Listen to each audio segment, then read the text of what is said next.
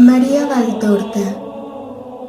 Lecciones sobre la Epístola de San Pablo a los Romanos. Traducción del original italiano por Santiago Simón Horta. Título original de la obra en italiano: Scritti di Maria Valtorta, Lezioni sull'Epistola di Paolo ai Romani. Correspondiendo a los deseos de ese círculo, reducidísimo por cierto, de buenos amigos que con espiritual avidez recibieron las lecciones de sabiduría eterna contenidas en los cuadernos de 1943, he acometido la tarea de traducir al español la última de las publicaciones de los escritos de María Valtorta, Lezioni sull'Epistola di Paolo ai Romani. Versando estas lecciones sobre dicha epístola, parece obligado, como se hace en el original italiano, encabezar el libro con ella, mas, dado que los lectores a los que esta traducción va dirigida principalmente cuentan todos, a no dudar, con un ejemplar de la Biblia o del Nuevo Testamento al menos, tengo por ociosa dicha transcripción y así la omito. Las notas, citas bíblicas, van al final de cada lección. Ello resultará un tanto engorroso para el lector, que sabrá disculpar esa molestia en gracia de la dificultad que entraña el colocarlas al pie de las páginas respectivas.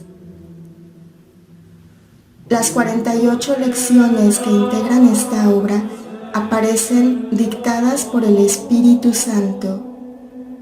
A él, sin duda, han de atribuirse, ya que es el propio Espíritu Santo el que así lo asegura y, por otra parte, lo corrobora igualmente María Valtorta, que no se arroga en ellas otra participación que la de mero amanuense.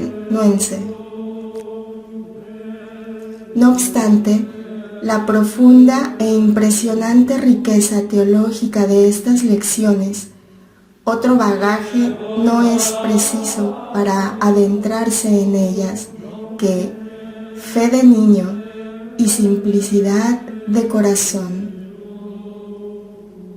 De una vez por todas, con seria determinación, pongamos por obra la solemne y apremiante recomendación del Señor de hacernos como niños para entrar en el reino de los cielos, y todo así nos aparecerá diáfano y sencillo. Recibamos con esa disposición las lecciones que aquí se nos ofrecen y acometamos su estudio y puesta en práctica con las palabras del joven Samuel: habla, Señor, que tu siervo escucha. El traductor. 2 de enero del 48. Lecciones de las Epístolas de San Pablo a los Romanos. Capítulo 1, versículos 3 y 4. Acerca de su Hijo que le nació según la carne, del linaje de David, declarado Hijo de Dios por propia virtud, según el Espíritu de santificación y por la resurrección de la muerte. Dice el autor santísimo: declarado Hijo de Dios por propia virtud. ¿Cuál? ¿Una? ¿Muchas? Te lo diré. Primero, de naturaleza divina. El Hijo del Padre es Dios como el Padre, y el haber tomado carne humana no destruyó ni tampoco interrumpió la unión con el Padre del que el Hijo procede por generación, y en cuyo Hijo el Padre se complace. Y no solo esto, sino que el Hijo de Dios, por más que haya asumido la naturaleza humana, no deja por ello de ser Dios. Engendrado por el Padre Dios, mediante expansión natural del amor perfecto que, de su naturaleza, necesita amar, y, conforme a su dignidad, ha de amar una perfección igual a la suya, infinita. Pues todo otro amor de Dios, exceptuando el profesado a la benditísima, nuestro amor es benignidad de Dios. Él solo, con su amor de Hijo y de Hijo de Dios, satisface a Dios con un amor digno de Él. Me adelanto a tu objeción diciéndote: al amar a María, ámase Dios igualmente a sí mismo, puesto que, mediante un pensamiento de gracia, hízola llena de gracia, a fin de que diese a luz la gracia para el mundo. María puede ser llamada seno de Dios, por cuanto dio a luz al Hijo de Dios, de cuya gracia se encontraba llena, y dio a la tierra un Hijo digno del amor del Padre. Como estanque de circuito cerrado en el que el agua, en su fluir, no va al desagüe, así María, agua purísima de fuente sellada. Cantar de los Cantares 4:12. Brotó del ardor incandescente del pensamiento eterno y discurrió por márgenes de paz, portando consigo paz y pureza, y reentró en Dios para acogerle y engendrar al Hijo de Dios, y retornó por entre arenales áridos para proporcionar a los desiertos de los corazones la luz, la verdad y la vida. Y una vez cumplida su misión, tornó de nuevo como agua aspirada por el sol al místico seno que os la alumbró, para que ella diese a luz para vosotros la salvación. Y allí está, fuente inviolada de pureza, único espejo digno de la perfección, que olvida cuanto supone ofensa mirando a la Inmaculada. Porque háyase hecho hombre, no deja el verbo de ser Dios. La humanidad asumida no es en menoscabo de la divinidad, naturaleza suya eterna. Antes, sin perder su naturaleza, es elevada la humanidad a la perfección de unión con la divinidad, como se acredita con los prodigios obrados por Cristo.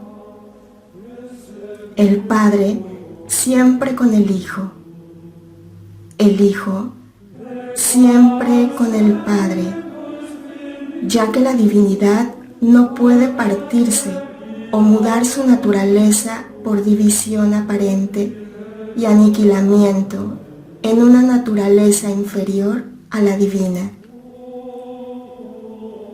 Jesucristo es, pues, Hijo de Dios por la naturaleza, divina del Verbo, engendrado del Padre, habiéndose encarnado por obra del Espíritu Santo. Lucas 1:35. Para la salvación de la humanidad. Mas, de una segunda manera, hace declarado también Hijo de Dios por naturaleza humana, virtuosa en grado perfecto. Jesucristo, el Hijo que le nació al Padre de la estirpe de David. Mateo 9:27. Gozaba lo mismo como Dios que como hombre, de libre voluntad, y esta libertad de su voluntad la declaran sus actos, realizados como Él quería, cuando quería y sobre quien quería. Ni elementos. Lucas 8:22-25. Mateo 8:23-27. Marcos 4:35-41. Ni criatura alguna podían oponerse a su voluntad, perfecta con la libertad propia de Dios. No podían, solo una vez pudieron, y fue entonces porque el Hijo de Dios no prevaricó, no abusó del poder de esta su libre voluntad para rehuir la muerte de cruz. Mateo 26:36-46. Marcos 14:32-42. Lucas 22:39-46. Juan 18:1.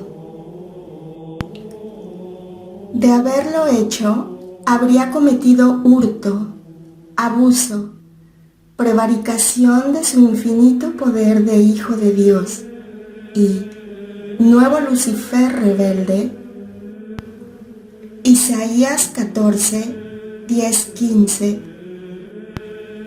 Habría llegado a superar al mismo Lucifer.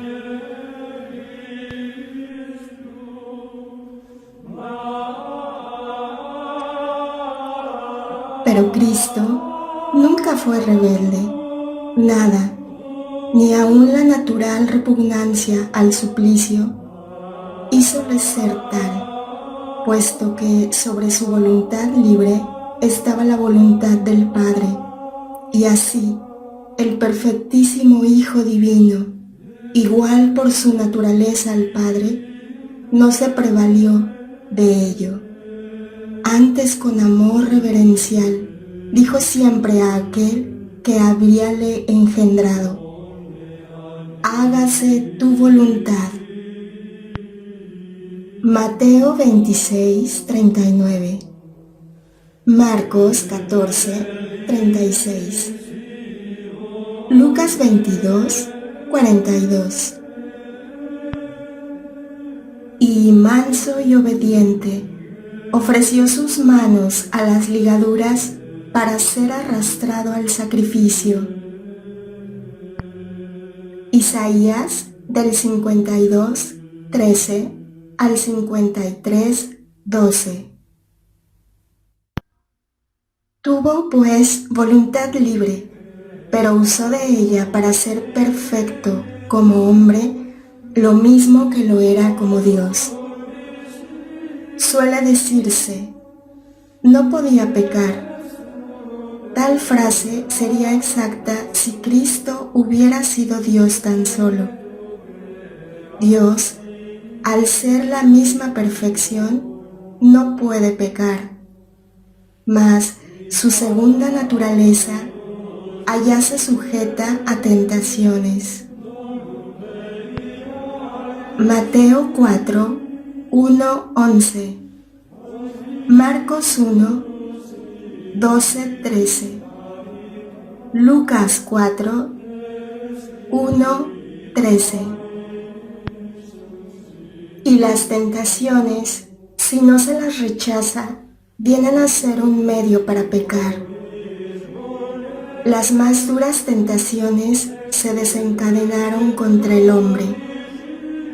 Todo el odio, el rencor, el miedo, la envidia del infierno y de los hombres se concitaron contra él, contra el fuerte al que advirtieron vencedor, por más que tuviera mansedumbre de cordero.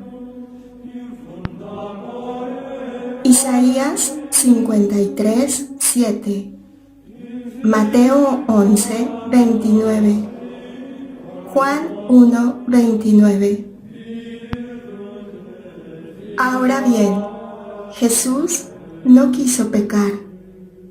Tributad al fuerte el justo reconocimiento de su fortaleza.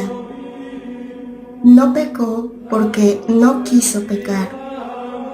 Y no solo por esta su perfecta santidad, sino aún a pesar de todas las insidias y aconteceres, Él se declaró Hijo de Dios. ¿No se os dijo también a vosotros, sois dioses e hijos del Altísimo? Salmo 82, Vulgata 81:6. Él lo fue porque en su humanidad, igual a la vuestra, fue Dios e Hijo del Altísimo por la santidad de todos sus actos.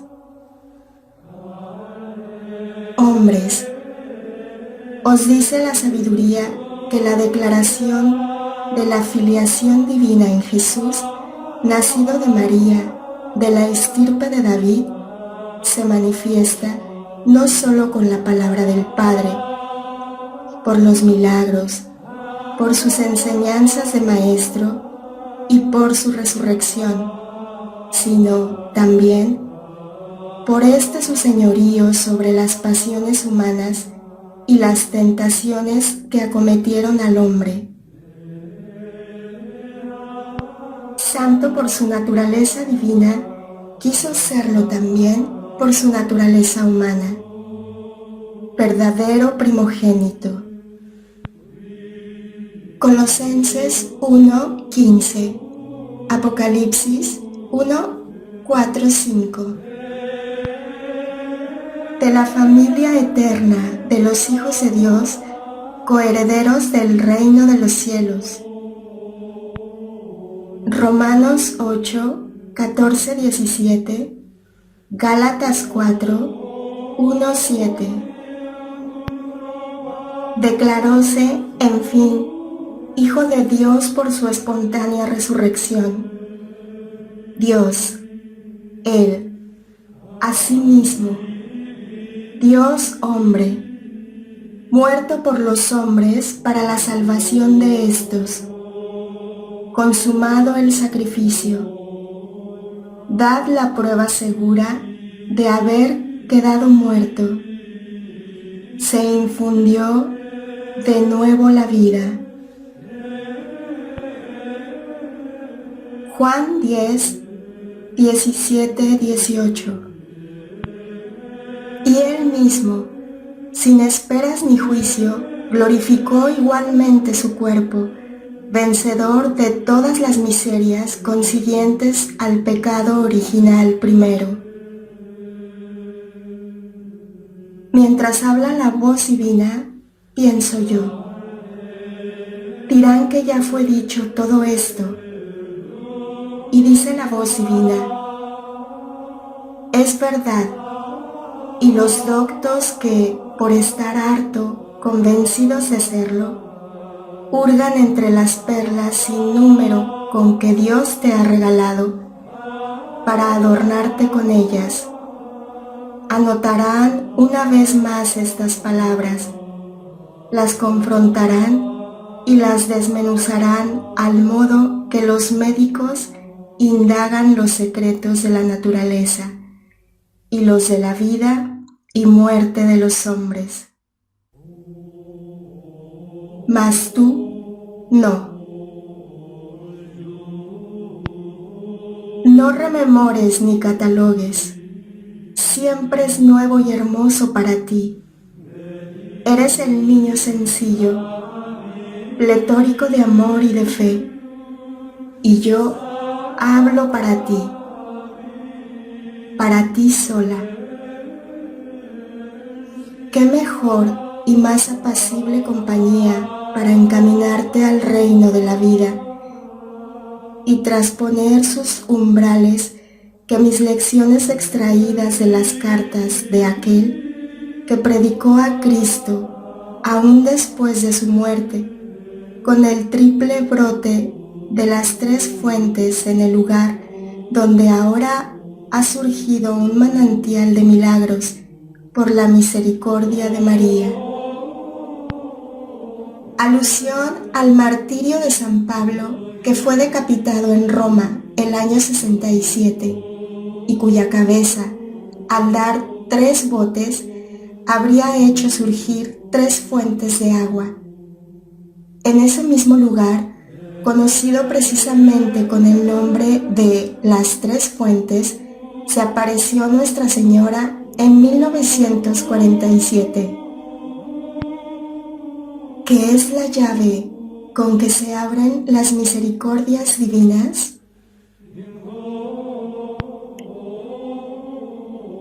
Dice el autor santísimo: el justo vive de la fe. A los Romanos, capítulo 1, versículo 17. Al citar estas palabras, el apóstol, orgulloso un tiempo de su ciencia rabínica, hácese niño, es decir, humilde y sencillo. Mateo 11, 25-30, 18, 1-4, Marcos 10, 13-15, Lucas 10, 21-22. Y confiesa e incluso profesa: yo no me avergüenzo del Evangelio, virtud de Dios para la salvación de todos los creyentes. En él, en efecto, se manifiesta la justicia de Dios, que proviene de la fe y tiende a la fe. Romanos 1, 16-17.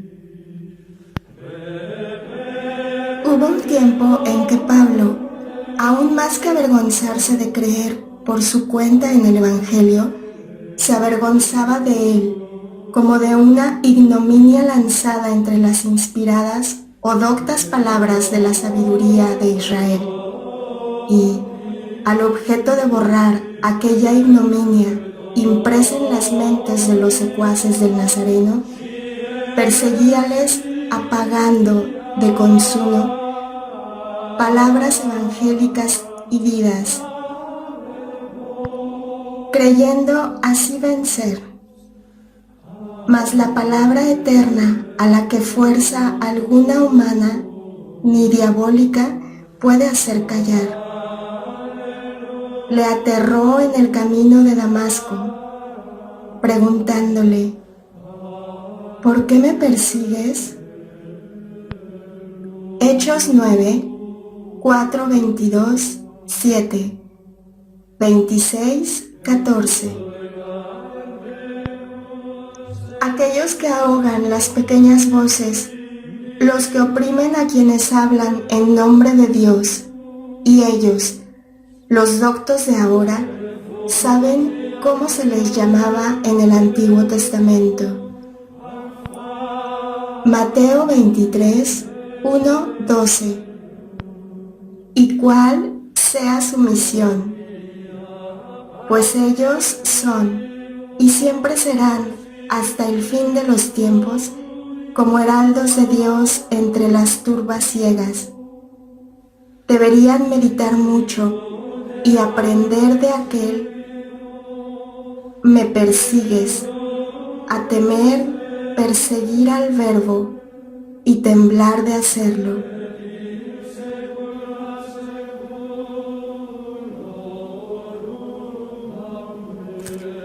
Dios vive en su instrumento, vive no de un modo corriente, sino de una manera extraordinaria.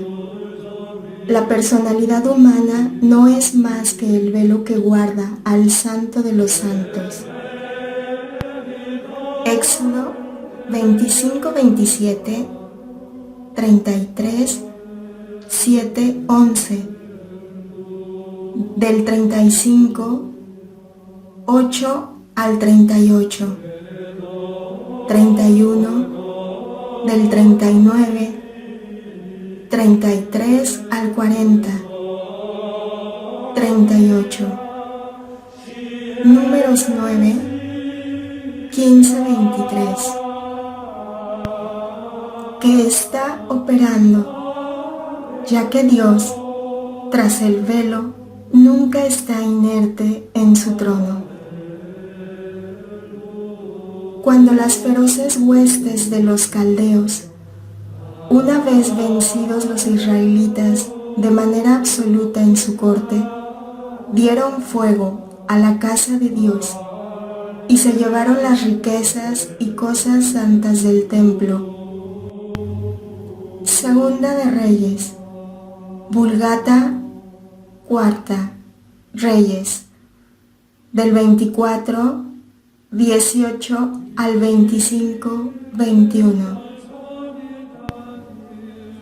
Cuando las potentes legiones romanas destruyeron para siempre, conforme a la profecía de Jesucristo. Mateo 23, 37-39, Lucas 13, 34-35. El templo sobre él moría. ¿Contra quién? ¿De verdad se lanzaron? ¿Contra el edificio? ¿Contra los sacerdotes? ¿Contra los útiles del templo? ¿O bien contra ese ente inmaterial que, en la mente de los israelitas, lo llenaba de sí? Éxodo 40, 34-35, Primera de Reyes 8, 10-13.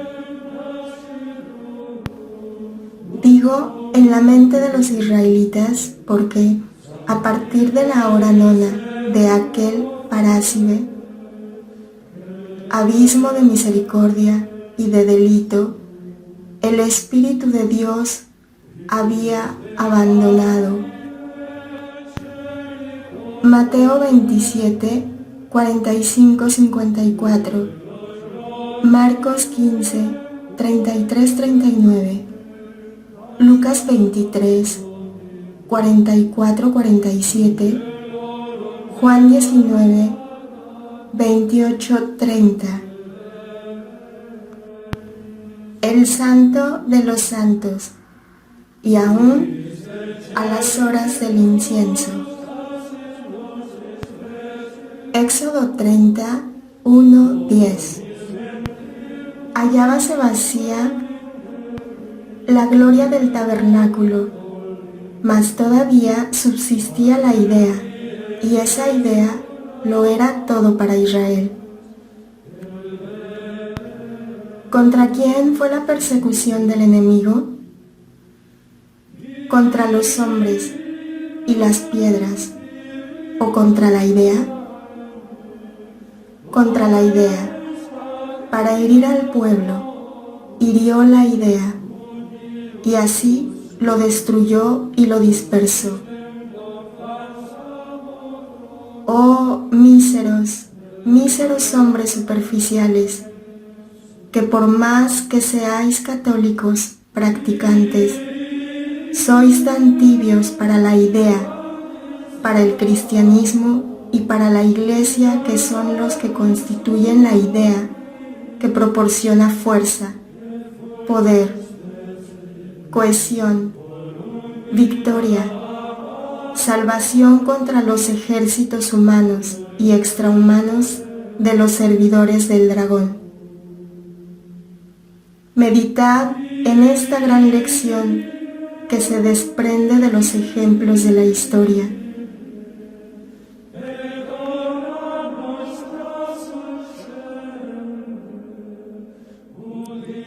Cuando la inercia, el pecado o el asentimiento a doctrinas satánicas hacen que los enemigos de Dios y de las almas asalten, destruyan, desbaraten la única idea santa, verdadera y eterna, Dios. En aquello que lo pregona y representa, todo, digo todo, viene a desbaratarse y destruirse. Aun aquello que no querríais que lo fuese, vuestro bien personal egoísta, el patrimonio familiar, la tranquilidad y a las veces la misma familia. Levantad, cristianos. Un día, a Jesús que dormía le gritaron: «Despierta, Maestro, que perecemos». Pero ahora es Dios el que os grita: «Despertad, cristianos, pues si no despertáis pereceréis». La tormenta la tenéis encima. Para agruparlo en la defensa de la religión y de la patria, se le decía al Israel antiguo: «A tus tiendas, Israel. Os grito yo a vosotros, a tus tabernáculos, pueblo cristiano, a tu fe, a tu Señor Jesucristo, a la vencedora de Satanás. Levántate, vuelve a encender la luz y el fuego de la fe y de la caridad. Despójate de esos vestidos por demás carnales que te hacen orgulloso e indolente, y revístete de justicia.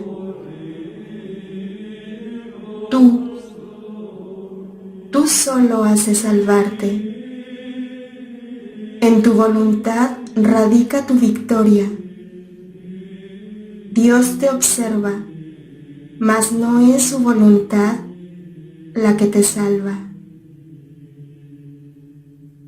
Tantas veces lo intentó, mas tú, de la victoria de la salvación, has hecho escalón por el que descender a las tinieblas, al hielo y al vicio.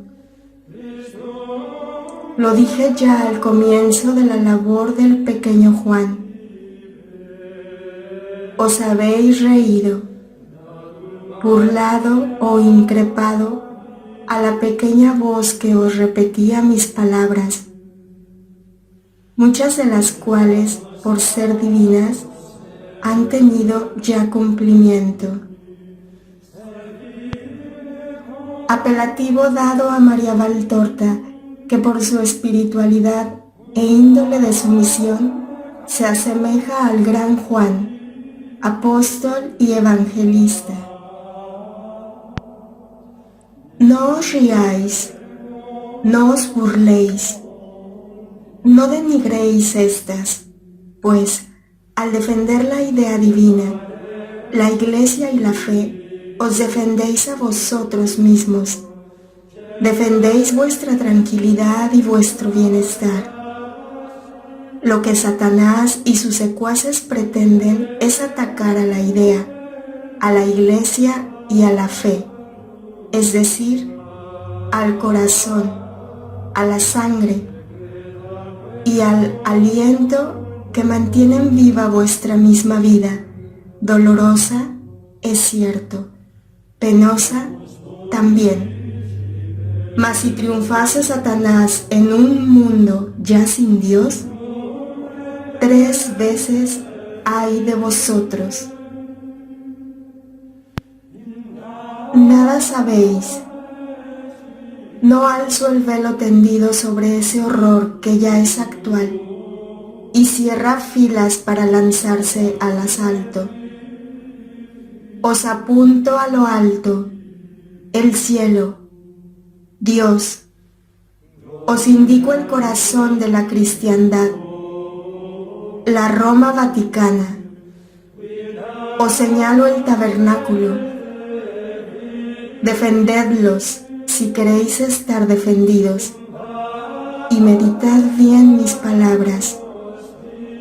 Y, sobre todo, no seáis de aquellos que se aprestan a perseguir a Dios en su idea, en la Iglesia romana, en la fe, al perseguir a Jesucristo en sus pequeñas voces.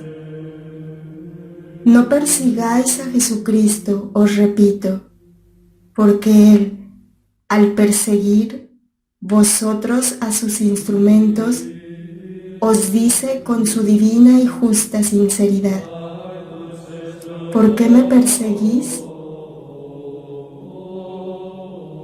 Si le perseguís en estos a los que no dejáis en paz, sí, le perseguís en estos porque negáis que sea el Verbo el que habla en ellos, que lo sea el Espíritu Santo, que es siempre autor de toda enseñanza divina.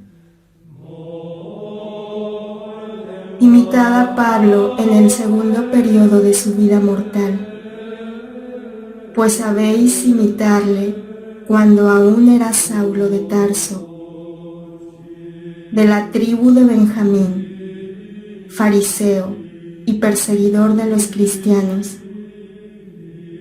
Y vosotros, rabinos noveles, no os avergoncéis de aprender cosas de fe y de sabiduría, que al presente ignoráis, y de aprenderlas de una pequeña voz. Comparado con el rico, poderoso e impotente Gamaliel, semejante a un rey en su Fausto y cortesanos, libro viviente de la sabiduría de Israel, el humilde maestro de Nazaret debíale parecer harto despreciable a Saulo de Tarso, desconocedor de su condición social, de su método de enseñanza y de su género de vida. Mas cuando las escamas del faraísmo cayeron, no de las pupilas de sus ojos, sino de su espíritu, y con perseverante estudio penetró en la sabiduría del Evangelio, virtud de Dios para la salvación de los creyentes. Pablo reconoció que en el Evangelio se manifiesta la justicia que deriva de la fe y tiende a la fe.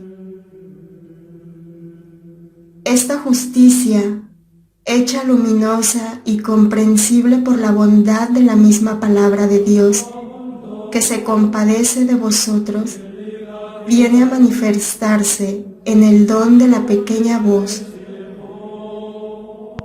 que os ha proporcionado en nuestro nombre.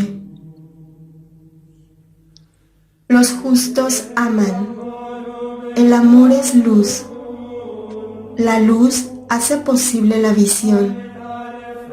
Los justos creen y tienen sed ardiente de creer cada vez más.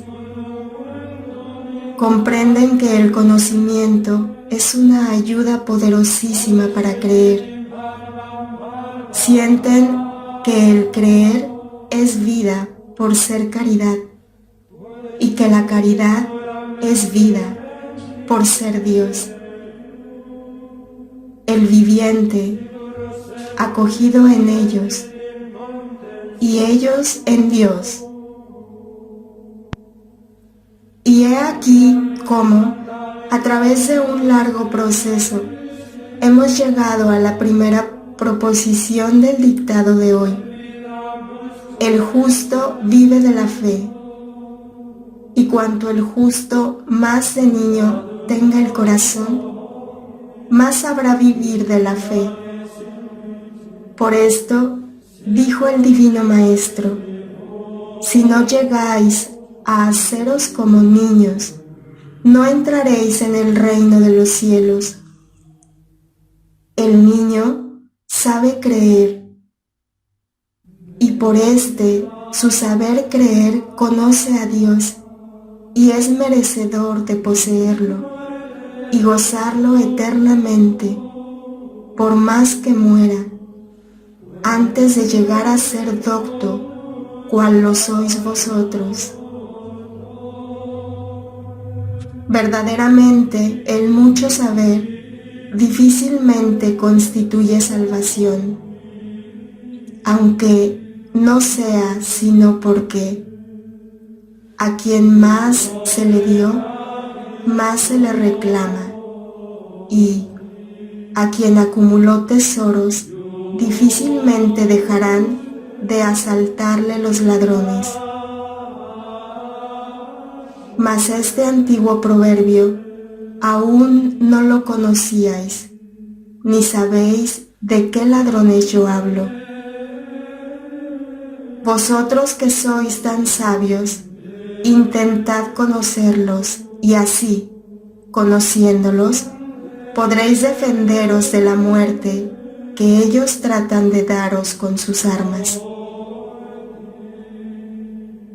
Mas los niños pequeñitos se hallan libres de tales peligros. Ellos saben vivir de la fe con simplicidad. Ellos confían en el Señor. Y está dicho que quien confía en el Señor comprende la verdad. Por eso, ellos comprenden, por más que no lo sepan científicamente, comprenden por la caridad que vive en ellos, y porque tienen por maestros la caridad y a su ángel de la guarda.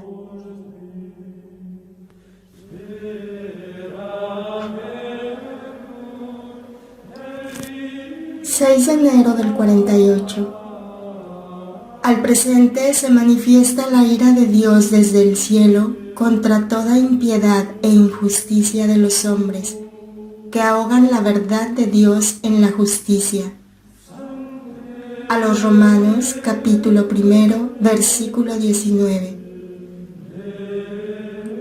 Dice el autor santísimo: en la lección precedente os invité a defender la idea religiosa al objeto de conseguir la salvación y la paz, porque cuando un pueblo cae en la impiedad y la injusticia, y la impiedad mayor, la más grande injusticia es ofender a Dios, hacer chacota de la religión, atacarla, apagarla en las mentes y desobedecerla consciente y premeditadamente en todos sus preceptos. Entonces es cuando la ira de Dios se manifiesta desde el cielo. No son precisos rayos, cataclismos ni diluvios para que se haga manifiesta. Basta que Dios os abandone para que vosotros mismos os proporcionéis muerte, congoja y desesperación.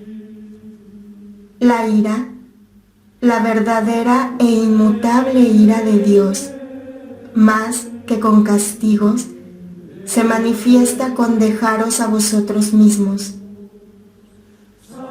¿Cuánto vosotros llamáis manifestaciones de la ira de Dios? Como son las guerras, los medios atroces de destrucción, los cataclismos, las pestes. No alcanzan a ser todavía la ira inmutable y absoluta. Son reconvenciones, llamadas de un padre ofendido, pero ganoso de dar a los hijos culpables su ayuda y su perdón. Mas cuando la impiedad y la injusticia aniden en el corazón del 99, 100 de la humanidad, cuando la impiedad y la injusticia, así de la mente como de la materia, hayan invadido todas las clases sociales y la abominación haya penetrado igualmente en la casa de Dios. En cuanto a la abominación de la desolación, de que habla el profeta y lo confirma el Verbo, aún no habéis acertado a dar a la palabra desolación, de la que está dicho que ha de ser y será la señal del fin, su justo significado.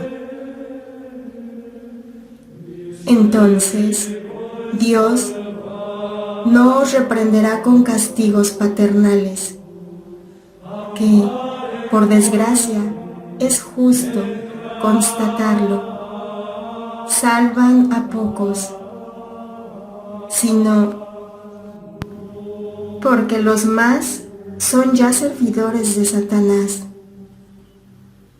sino que os dejará a vosotros mismos, se retirará, ya no actuará hasta el momento en que un rayo de su voluntad ordene a sus ángeles abrir los 7 sellos, hacer sonar las 4 trompetas, dar suelta al águila de los 3 ayes, y después, horror, sonará la 5ª trompeta, y el Judas de los últimos tiempos abrirá el pozo del abismo, para hacer salir de él lo que el hombre habrá querido más que a Dios.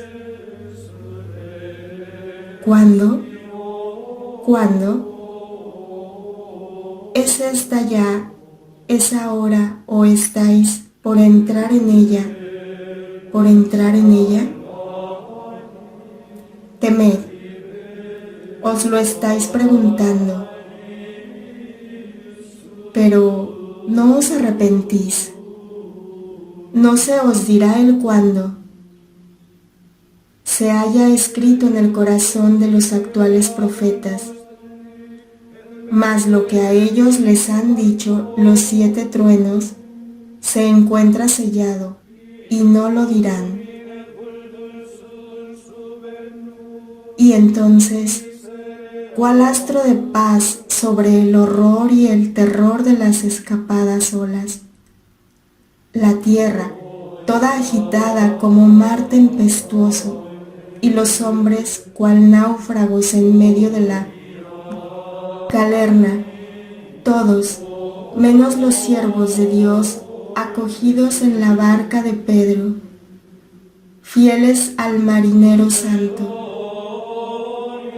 Entonces despuntará la aurora de la estrella del mar, precursora de la estrella matutina, en el surgir de su última aparición, en su segunda, última venida, el Cordero de Dios, el Redentor, el Santo de los Santos, tendrá por precursor no al penitente del desierto, salado con las maceraciones y salador de los pecadores para curar sus pensantes, haciéndoles prontos para acoger al Señor, sino que tendrá por precursor a nuestro ángel, aquel que, aun teniendo carne, fue un serafín, aquel en el que hicimos la morada más dulce y digna que pudimos tener, el arca dilectísima del oro más fino, que aún ahora nos contiene como nosotros la contenemos a ella, que trasvolará los cielos, irradiando su amor para preparar al Rey de los Reyes su trayectoria perfumada y real, y para preparar, para engendrar y alumbrar en la última maternidad el mayor número posible de gérmenes vivientes que haya y quieran ser dados a luz para el Señor. Mirad allá, al orto de los tiempos, por entre las sombras cada vez más densas y malditas que cubren la tierra, se dibuja un alba que más dulce no cabe. Es el tiempo de María, que surge, la postrer misericordia que nuestro amor ideó para vosotros. Dilatada será la andadura de su camino, obstaculizada por su eterno enemigo que, por más que sea vencido, no es por eso menos obstinado en molestarla y combatirla. Él embota las inteligencias de los hombres para que no conozcan a María. Apaga su fe en ella. Produce tinieblas y lanza fango. Mas la estrella del mar está muy por encima de las olas contaminadas, sobre las que pasará por alto, sin que el fango manche la orla de su vestido. Bajará tan solo, rauda como un arcángel, a escribir su sigla. Junto al signo Tau, sobre la frente de los fieles, de los salvados para el reino eterno, y al contacto de la mano de la Madre de la vida, de la fuente de salud, penetrarán la fortaleza y la paz en sus espíritus. Bendecida Dios, que concedió a la estrella purísima emprender su camino para atraeros a Dios con la dulzura de su amor.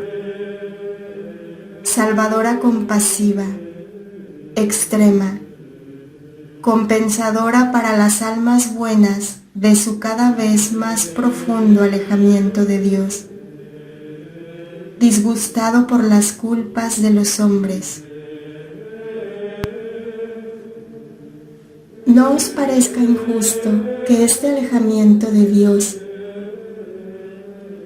se lee en los Macabeos, que cuando con Antíoco Epífanes penetró la corrupción en Israel, e Israel se alejó de la ley por haberse sometido muchos jefes de Israel, hijos de iniquidad, a las naciones vecinas, hasta el punto de adoptar sus mismas perversas costumbres, vendiéndose para hacer el mal. El santuario quedó desolado como un desierto, las solemnes festividades trocándose en luto, los sábados en abyección y toda su gloria aniquilada.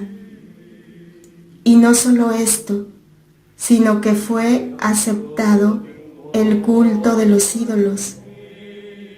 Ello provocó la persecución de los pocos que permanecieron fieles, y la muerte, la violencia y el dolor vinieron a constituir el patrimonio de aquel pueblo que había suscitado la ira del Señor. Estableced comparaciones, meditad y escoged. Una vez más os repite Jesús lo que dijo en la última fiesta de los tabernáculos. Un poco todavía estoy con vosotros, y después me marcharé, y entonces me buscaréis, pero no me encontraréis.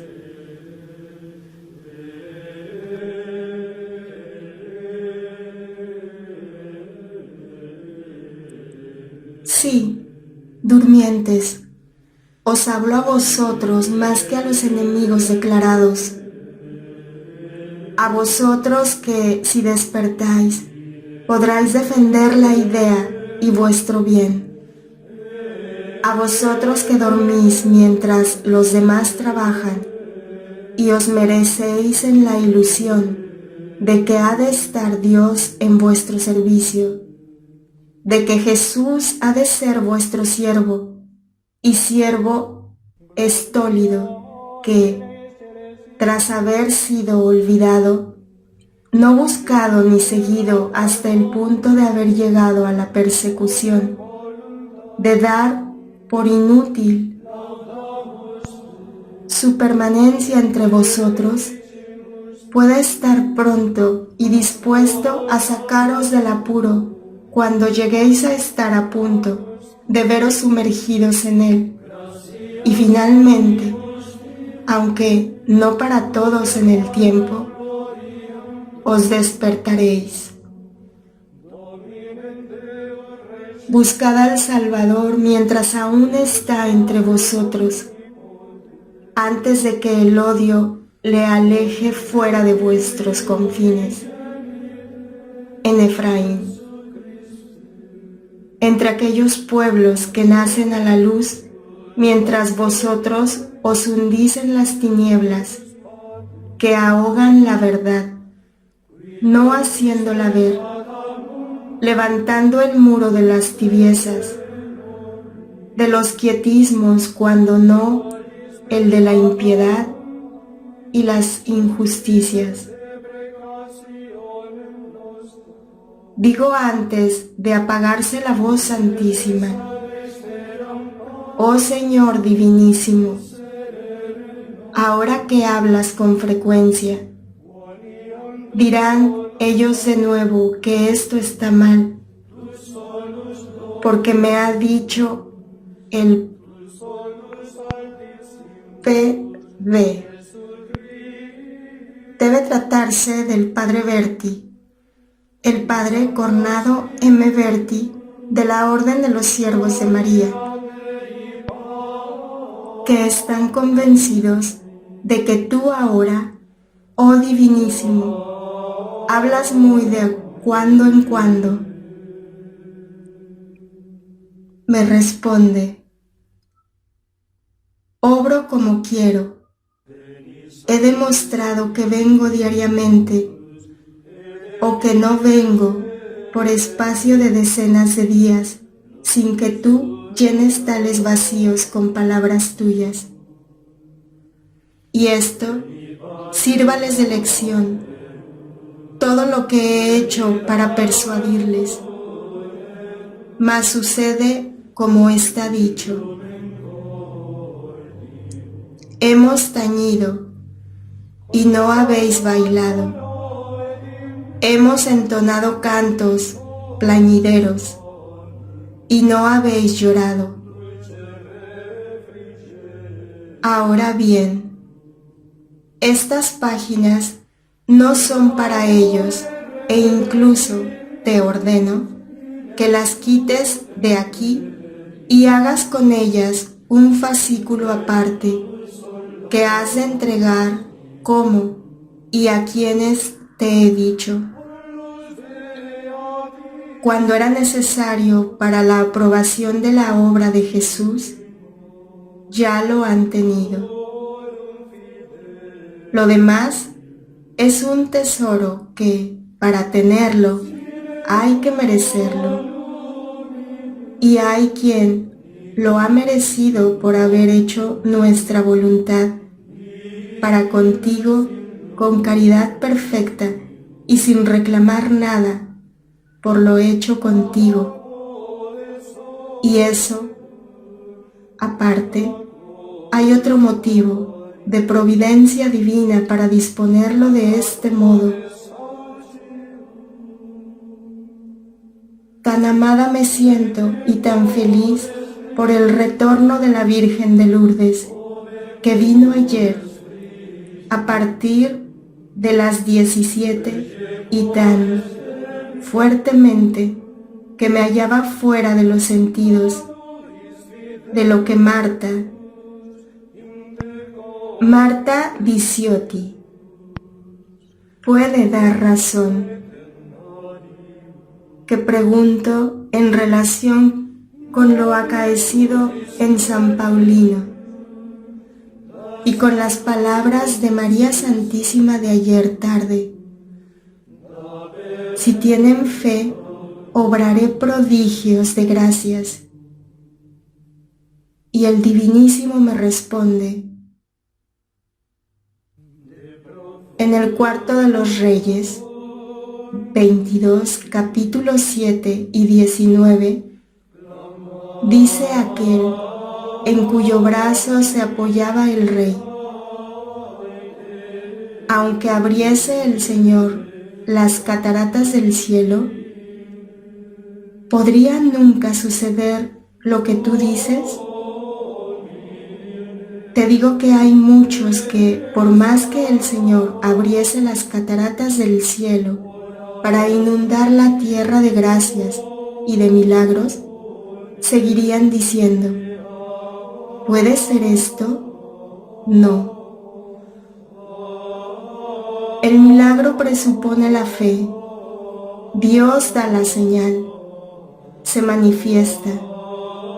Es una continua epifanía, llamando los espíritus a la fe, a la esperanza, a la caridad, a Dios. Mas, a renglón seguido, os deja libres para creer o no. Mas dígoos que el río de gracias, pronto a derramarse, si el hombre lo opone, un dique con su incredulidad, se vuelve por otra parte. He aquí por qué la Benditísima pone la condición si tienen fe, para prometer obrar prodigios de gracias. Viene la hora de la gracia, quédate a su espera. Mas si el hombre no la invita diciéndole: quédate con nosotros, pasa y ya no vuelve.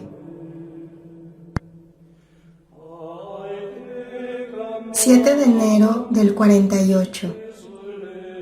Capítulo 1, versículos 20, 21 y 22 de la Epístola a los Romanos.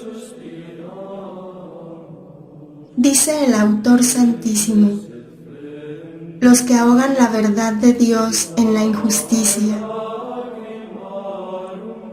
divídense en esas dos perversas categorías que son los negadores, que dicen: no creo en Dios porque no lo veo, y los demoledores, esos necios que querrían demoler a Dios y no pudiéndolo conseguir, resquebrajan con fatiga inmensa e inútil el monumento del testimonio de Dios y trabaja que te trabaja. No logran hacer sino que se desprendan el polvo y el moho del mismo para que aparezca así más bello y esplendoroso, porque, hablando con claridad, no hacen sino suscitar relaciones santas en los hombres rectos. Estas dos categorías de desgraciados, al romper con la paz de este mundo y del otro, son, más que nada, mentirosos, o dan a entender que son necios, privados de razón, porque al hombre no le es posible negar a Dios. Solo con que se estudie a sí mismo la armónica formación de su naturaleza, en la que, sin choques ni disonancias, la parte animal y la espiritual se entremezclan formando un todo maravilloso.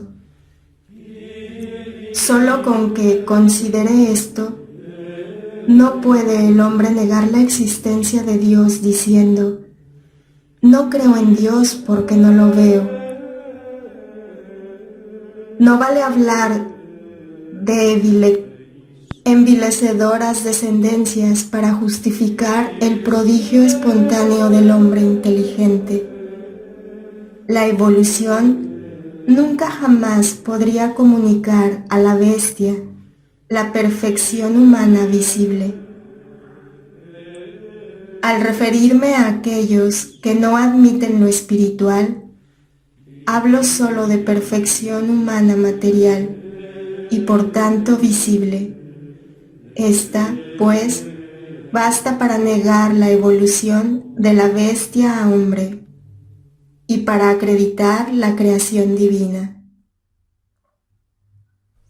Dios se hace visible en sus invisibles perfecciones, en su poder eterno y en su divinidad.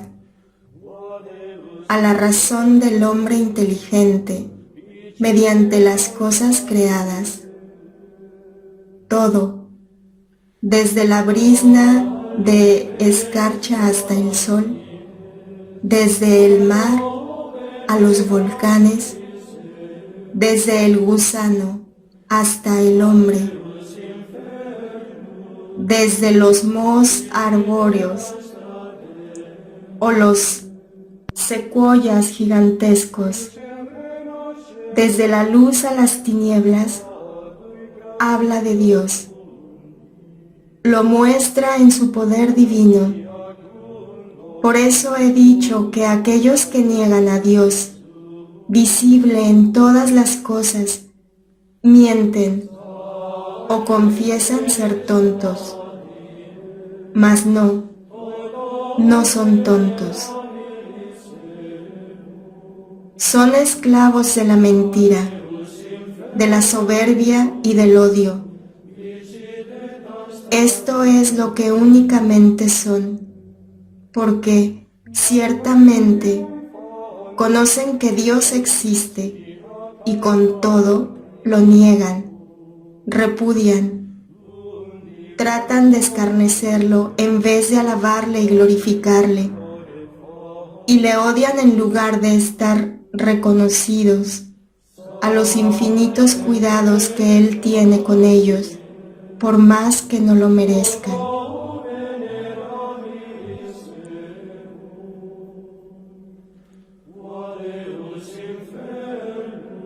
Si Dios no fuese Dios, es decir, aquel que está por encima del odio y de la venganza, si Dios fuese como ellos, ¿daríales acaso aire, luz, sol, alimentos?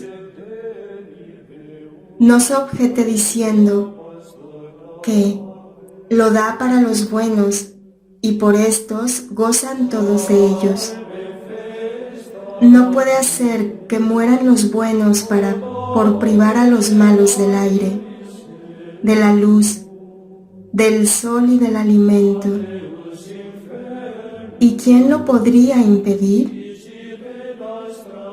Todo le es posible a Dios, mas Él es quien hace descender los rayos del sol sobre los buenos y los malos. sobre los buenos para acariciarles y sobre los malos para advertirles, dándoles tiempo a convertirse. Porque Dios es paciente y su venganza es el perdón otorgado 70 veces 7 y 700 veces 7. Mientras hay vida en el hombre, Él es longánimo. Después juzga y su juicio es inapelable.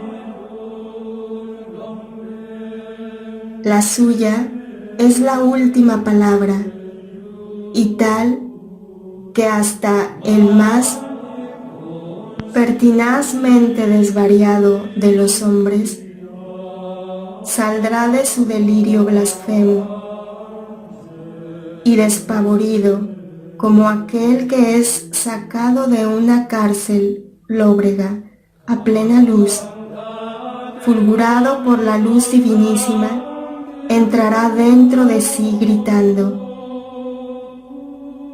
maldito mi soberbio pensamiento, negué la verdad y ella me hiere eternamente. Adoré lo que no era y negué lo que es. Podía haberme hecho con el premio incorruptible que deriva de la fusión con el incorruptible perfecto. Preferí la múltiple corrupción y eterno pero corrompido. Eternamente estaré sumergido en ella.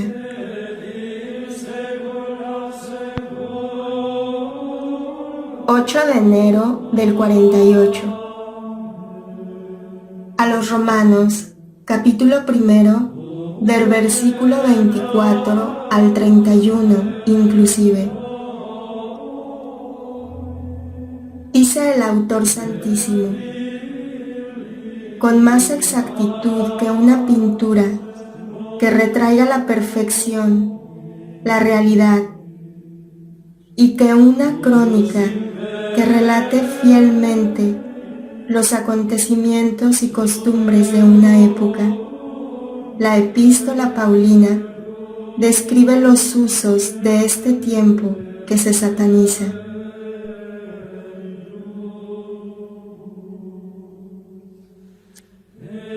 Cada palabra es una pincelada de color que dibuja al hombre de esta época, a las 9 décimas partes de los hombres de esta época. Todas las matizaciones precisas para pintar no al Hijo de Dios tal cual habría querido Dios que lo fuese, no al hombre superhombre que creen ser estos monstruos de aspecto humano, que son las 9 décimas partes de los hombres, sino para pintar al antihombre, al degenerado Hijo de Dios, al fruto pavoroso del connubio de la humanidad con la corrupción, al servidor de Satanás. Son empleadas para obtener una pintura perfecta, y las tintas menos atroces las dan los epítetos: murmuradores, jactanciosos, necios, desordenados.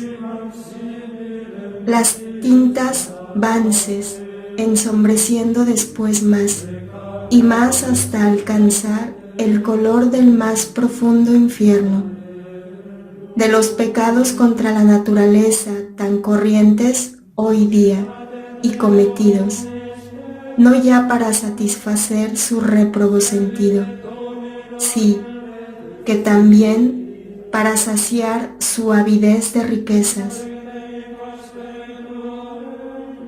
Ahora bien, por más que Pablo hablase a hombres de su tiempo, a hombres que vivían entre paganos, y, más que paganos, a hombres sin Dios alguno, porque si al menos hubiesen respetado a un Dios, o sea, una ley moral, aunque imperfecta, puesto que hasta el hombre más ignorante de todo código religioso recibe instintivamente de no ser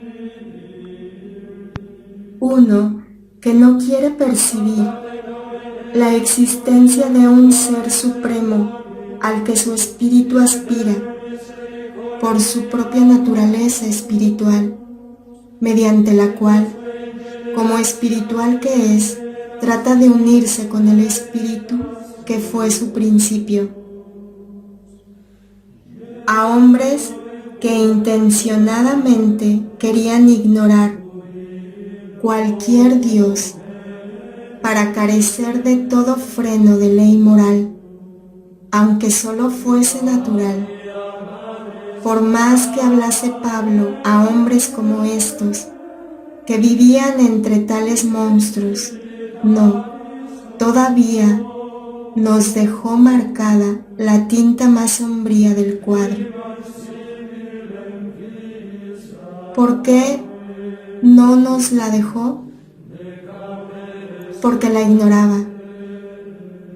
Él subió en espíritu al tercer cielo y conoció multitud de verdades, incluidas las de los últimos tiempos, mas no tuvo conocimiento de una perversidad de estos tiempos semifinales, una perversidad que preparara el advenimiento de la apostasía y de la manifestación del hombre de pecado.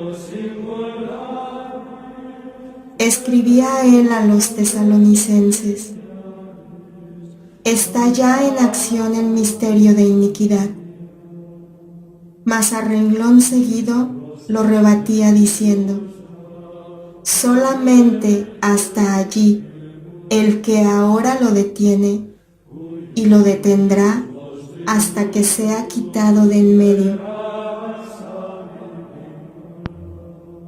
Mas cuando las 9/10 partes de la humanidad rechacen a aquel que detiene el desarrollo del misterio de iniquidad, hasta pasar de misterio a realidad horrenda, con el nefando reinado de la bestia, que se proclamará Dios exigiendo honores divinos. Hará bien, cuando a la bestia le sean tributados honores divinos y sea invocada y evocada con ritos obscenos en su honor, ¿podrá Dios continuar oponiendo el dique a los avances de la serpiente infernal? ¿Y qué nombre daré yo a esos ritos obscenos, a esas orgías horrendas, terminadas en cópulas satánicas, en las que el Señor y sacerdote es el mismo Satanás?